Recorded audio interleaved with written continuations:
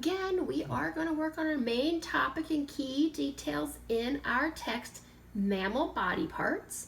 Remember, the main topic is what the story is mostly about, and we have discovered long ago that this story, mammal body parts, is mostly about body parts. Okay, this book is about mammal body parts.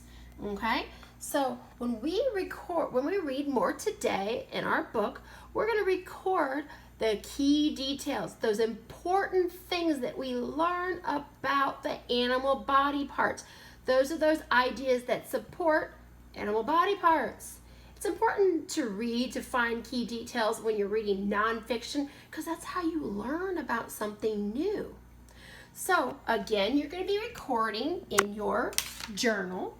I have a copy on your lesson plan for you to look at the questions. We're going to record the things that we learn from the words, those key details we learn from the words, and also the 3 things that we learn from the picture, those key details that we can learn just by looking at a picture. Okay? So, back to our story. Our next page, because we're doing pages 18 through 22 today, I see a heading. Feet and hands. Okay, so mammals must have feet and hands. So let's learn about mammal feet and hands today. Ooh, I can see in that picture, that looks like a mountain goat. And a mountain goat climbs rocky mountains. Big, look at all the rocks it's on. It can hang on to the side of a big cliff, it looks like. Well, that's something that I can learn from my picture. Maybe I can record that and what I learned from the pictures. Well, let's read those words and see what we learn. Some mammals, such as cats and bears, have paws and claws. Claws are good for catching prey and for climbing. Okay, we know our cats have long claws and they can climb trees and things like that. This mountain goat, that's what this guy is, has hooves. Hooves are good for climbing on rocks. Okay, hooves are hard feet. Okay, you know horses have hooves too, goats have hooves. So this mountain goat has hooves. So what key details did you learn about mammal hands and feet on this page? What is something you can record in 3 things you learned from the words? Okay. Oh, that label tells me that animal, that's a chimp. Chimps. Well, chimps look like they have hands kind of like people, don't they? They don't have hooves and they don't have paws with claws. They have hands. It says I learned that from the picture, didn't I? Maybe that's something I can write down. He could also pick up rocks with his hands, just like a person. Monkeys, apes, and humans are very good at grasping. Remember we talked about grasping as grabbing and holding on? Grasping and holding things. Our thumbs can move separately from our fingers. Okay, so we have hands like chimps. Our thumb can move separately from our fingers. That way we can pick up and grab something and grasp it, right?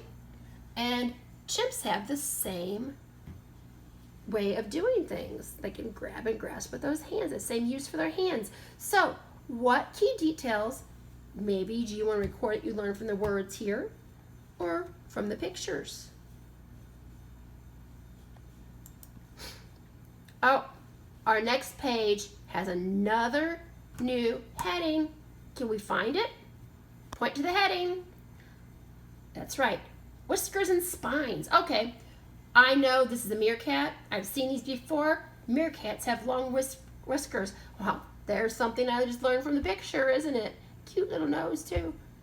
Let me read these words and see what it says. It says, many mammals have whiskers. Whiskers are thick, stiff hairs. Well, you know, if you've felt a dog or a cat whisker, it is thick and stiff, isn't it? Meerkats use their whiskers for feeling their way around their underground burrows. Oh, burrows. A burrow, we can view it in the dictionary. Something I just found out about Mayan. It's a hole in the ground made by an animal, as a rabbit or fox, for shelter or protection. Oh, Interesting. A burrow then is an animal home that's under the ground. Okay, so think about that. What key details did you learn about whiskers and spines that you might want to record in the things you learned about the words? Look, we can even, look at this feature. Burrow. It even tells us what it says. Awesome. Mayan's fantastic to help us learn. Oh, wow. I know what that is. That's a porcupine. It says hedgehogs and porcupines have stiff, spiny hairs on their backs. Their hairs help keep them safe from predators. Okay, so if I wanted to figure out what predators were, though, I could click predators, view in the dictionary, and it says an animal that lives mostly by killing and eating other animals. Okay, so porcupines and hedgehogs have to hide from their predators, and they have some weapons of these stiff, spiny hairs, these spines that help protect them from those animals that would try to eat them. So you know what? That's pretty awesome information that maybe I can record on one of the 3 things I learned from the words in today's reading. I can even look at something in the picture. Porcupines have super long spines. Those look scary. I wouldn't want to touch that, would you? And we have a little chart in the back of the last page of our story today. It says, Totally Amazing Mammal Body Parts. Remember, that's the name of the chart. So we're going to learn about totally amazing mammal body parts just from this chart. But I see we're going to learn from 3 different animals. Well, there's an armadillo, an aye-aye, and a bat. Okay, so let's read what key details we might learn from this chart about our animals. Remember, boys and girls, always read your charts when you're reading nonfiction. You can learn some really fun facts in these charts. It says here, armadillos have tough shells as well as hair. The shell on their backs protect them from predators. Yeah, I can see it'd be hard to get through that shell, huh? Think about the key details you learned there that you could record. All right, our next one is that aye-aye. The aye-aye is a lemur. Oh, like King Julian on Madagascar is a lemur. Interesting. It has a very long finger on each hand. It uses this finger to hook out grubs from tree trunks. Oh, wow, look at the fingers on that thing. But what in the world's a grub? Let me see if I can click on that and find it in my dictionary.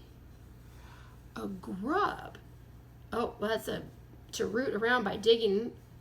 Okay, to root out by digging, to work hard. But what's a noun grub? A soft, thick, worm-like larva, such as a beetle. Oh, a grub is like a worm. Okay, so I learned from these words that an aye-aye eats grubs, but it uses a body part to get them. What body part did it use to get them?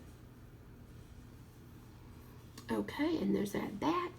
Bats are the only mammals with wings. Oh, that's some interesting information there, an interesting key detail that I might want to record. Flying squirrels have flaps of skin that help them glide between trees. Okay, so flying squirrels don't really have wings to fly. A bat is the only mammal that has wings to fly, but a flying squirrel just opens up its wing flaps and it flies down to the ground. It glides to the ground, actually. I want to look up flying squirrels, or maybe even aye-ayes or armadillos when you're doing some reading in Mayan later. But think about all the key details we learned about animal body parts in this story. This is a really good story with lots of good information. So make sure you're writing down some things you learned from the words and some things that you learned from the pictures.